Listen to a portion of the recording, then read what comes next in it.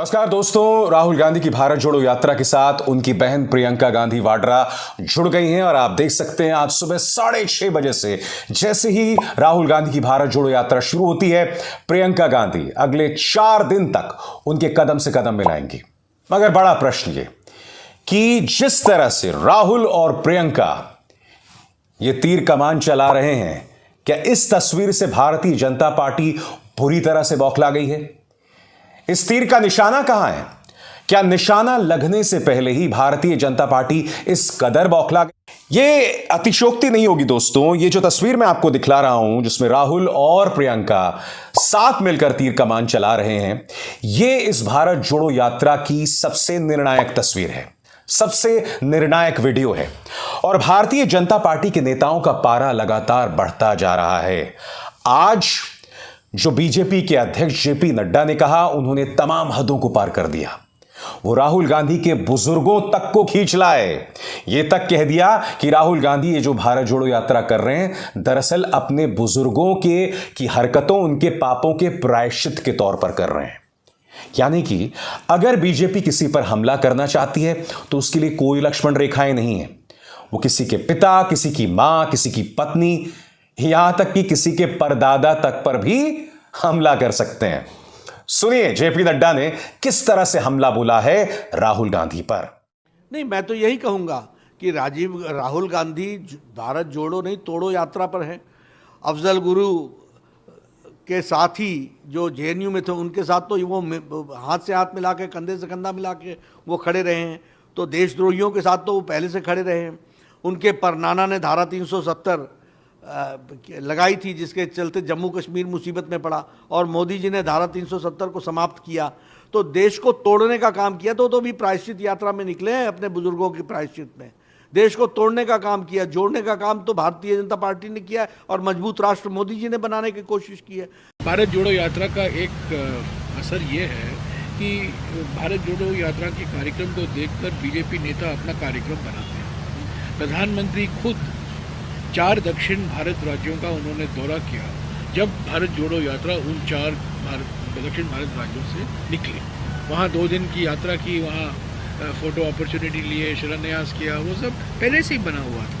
तो अगर शिवराज सिंह जी पहले गए थे, ठीक है, वो जानते थे कि भारत जोड़ो यात्रा आज राहुल जी वहाँ जा रहे हैं, तो 2 दिन 3 दिन पहले वहीं चले। मगर बात यहां नहीं रुकती। मैं आपको याद दिलाना चाहूंगा, आपकी स्क्रीन पर यह हेमंत बिस्व शर्मा असम के मुख्यमंत्री हैं।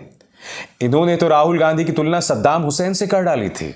जी हां, सद्दाम हुसैन से।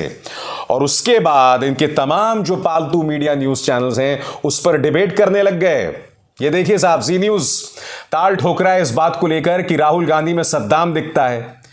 आज तक के अंदर भी इस मुद्दे को लेकर डिबेट हो रहा है कि बात अब चेहरे पर आ गई है। और दिलचस्प बात यह है कि इन डिबेट्स में कांग्रेस समर्थक प्रियंका गांधी के जो सलाहकार हैं आचार्य प्रमोद कृष्णम, वो भी शामिल हो रहे हैं। क्योंकि यह मुद्दा मैं आपके सामने क्यों उठा रहा हूं? यह मुद्दा मैं आपके सामने इसलिए उठा रहा हूं क्योंकि उसके बाद जयराम रमेश आते हैं और कहते हैं कि बहुत दुख की बात है कि कुछ न्यूज चैनल्स राहुल गांधी की दाढ़ी पर डिबेट कर रहे हैं, हेमंत बिस्व शर्मा के वाहियात बयान पर डिबेट कर रहे हैं। मगर मैं कुछ और कहना चाहता हूं। क्या प्रियंका गांधी वाड्रा आचार्य प्रमोद कृष्णम को नहीं कह सकती थी कि आप इस डिबेट में क्यों गए? यह बात अलग है कि एक अन्य डिबेट में वो ये भी कह रहे थे कि राजस्थान के मुख्यमंत्री अशोक गहलोत जो हैं वो अडानी के समर्थक हैं, न जाने एजेंट है, न जाने क्या कुछ ऐसे ही बोला था। यानी कि बेसिकली कहना ये चाहते थे कि वो अडानी समर्थक हैं। तो ये जो कांग्रेस के अपने घर में ये तमाम जो कैरेक्टर्स दिखाई देते हैं कि करके ये बात हजम नहीं होती दोस्तों। मैं आपको बतला रहा हूं कि किस तरह से शालीनता की तमाम हदों को भारतीय जनता पार्टी नेता पार कर रहे हैं। 2 मिसाल मैं आपको दे चुका हूं। पहले खुद जेपी नड्डा जो राहुल गांधी के बुजुर्गों यानी पंडित नेहरू पर पहुंच गए। दूसरे हेमंत बिस्व शर्मा जिन्होंने राहुल गांधी को सद्दाम हुसैन बना दिया। बात वहां नहीं रुकी। ये भाजपा का एक छुटभैया नेता है अरुण यादव, जो ट्विटर पर अनाप शनाप वाहियात जो है ट्रेंड चलाते रहता है। यह तस्वीर देखिए दोस्तों, राजस्थान से एक विधायक हैं दिव्या मदेरणा। दिव्या मदेरणा को राहुल गांधी गले लग रहे हैं और उनके माथे को चूम रहे हैं। अब इस तस्वीर को लेकर अरुण यादव, जो कि भाजपा आईटी सेल में हुआ करता था, जो कुछ दिनों पहले एक बहुत ही वाहियात और अश्लील बयान हजरत मोहम्मद साहब के बारे में दे रहा था, अब वो यहां पूछ रहा है कि इस पर कैप्शन दीजिए, इस पर अपनी प्रतिक्रिया दीजिए। मैं पूछना चाहता हूं कि क्या वजह है कि भाजपा के नेता, उनका जो दिमाग है वो एक ही जगह के आसपास घूमते रहता है। वजह क्या है इसका? क्योंकि मैं आपको याद दिलाना चाहूंगा, जब राहुल गांधी की यात्रा शुरू हुई थी तो कई प्रकार के उन पर हमले हुए थे।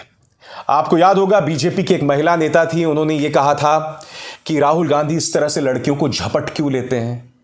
आपको यह भी याद होगा दोस्तों कि भाजपा तमिलनाडु आईटी सेल का एक नेता था, उसने यह तक कह दिया था, और वो तस्वीर थी जिसमें राहुल गांधी अपनी भांजी की हाथ की मेहंदी देख रहे थे, उस पर भी उन्होंने अश्लील टिप्पणी कर दी थी। इसलिए मैं सवाल पूछ रहा हूं, आखिर ये क्या बीमारी है कि भाजपा के नेता इस तरह से नेताओं के परिवारों पर, नेताओं के रिश्तेदारों पर, या अगर कोई पुरुष और महिला मिले तो इस पर इस तरह की अश्लील टिप्पणियां करते हैं। बहरहाल विधायक दिव्या मदेरणा ने इसका पलटकर जवाब दिया है, और क्या जवाब दिया है मैं आपको पढ़ के सुनाना चाहता हूं। दिव्या महिपाल मदेरणा का यह बयान: मैदान में जब भी कोई शस्त्र नहीं बचे हों वार करने के लिए, तब व्यक्तिगत और अनर्गल निजी आरोप के तीरों से प्रहार करो। इससे नीचतम स्तर की राजनीति हो ही नहीं सकती। दोस्तों, बात सिर्फ भाजपा के नेताओं की नहीं है। आपकी स्क्रीन पर यह है हनुमान बेनीवाल, ये सांसद हैं और राजस्थान की पृष्ठभूमि से आते हैं। ये लोकसभा चुनाव जीते थे प्रधानमंत्री नरेंद्र मोदी की लहर में, और पिछले साल इन्होंने किसान आंदोलन का जो है वो साथ दिया था। एक तरह से कहा जा सकता है कि अब भाजपा से उनका मोहभंग दिख रहा है। कुछ लोग ये भी कहते हैं कि वो अशोक गहलोत के करीबी हैं। इस बात के कोई प्रमाण नहीं है। मैं आपको बतलाना चाहता हूं कि उन्होंने किस तरह का अश्लील बयान दिया है। आपके स्क्रीन पर उनका यह बयान, उन्होंने राहुल गांधी से क्या कहा, पढ़ के सुनाना चाहता हूं। जिस तरह आप महिलाओं का अपमान कर रहे हो, यह क्या कोई इंग्लैंड और अमेरिका थोड़ी है जो आधे कपड़ों में लोग घूम रहे हैं। हमारे कई किसान की बेटियां और अभिनेत्रियां राहुल से चिपक चिपक कर फोटो ले रही हैं। उससे कोई मुख्यमंत्री बनता है क्या? यहां पर वो कहीं ना कहीं दिव्या महिपाल मदेरणा, जो कि एक विधायक हैं राजस्थान से, उन पर हमला बोल रहे हैं। क्या बोल रहे हैं कि चिपक कर आप मुख्यमंत्री थोड़ी ना बन जाती हैं। यह कहीं ना कहीं बतला रहा है, देखिए मुद्दा सिर्फ बीजेपी का नहीं है, क्योंकि हनुमान बेनीवाल जो हैं वो राष्ट्रीय लोकतांत्रिक पार्टी के अध्यक्ष हैं, बीजेपी के नहीं है। हालांकि बीजेपी के करीब ही रहे हैं एक जमाने में, वो भाजपा के 3 बार विधायक भी रह चुके हैं। मैं आपसे पूछना चाहता हूं कि अगर कोई व्यक्ति एक यात्रा कर रहा है और उससे आकर महिलाएं मिल रही हैं, बच्चे मिल रहे हैं, तो उस पर अश्लील टिप्पणी आखिर क्यों? मुझे ऐसा लगता है कि बहुत जरूरी हो गया है कि भारतीय राजनीति जो है ना, उसे डिटॉक्स किया जाए, यानी कि जो गंदगी इनके जहन में भर गई है उसे साफ किया जाए, जो कचरा आपके दिमाग में भर गया है उसे साफ किया जाए। क्योंकि जब तक आपके जहन में कचरा रहेगा, ये गंदगी रहेगी, आपको क्या लगता है कि क्या आप जनता की नुमाइंदगी कर पाएंगे? मगर यह त्रासदी है कि ऐसे लोग भाजपा के अध्यक्ष भी हैं, ऐसे लोग सांसद भी हैं, जिसकी मिसाल मैंने आपको दी।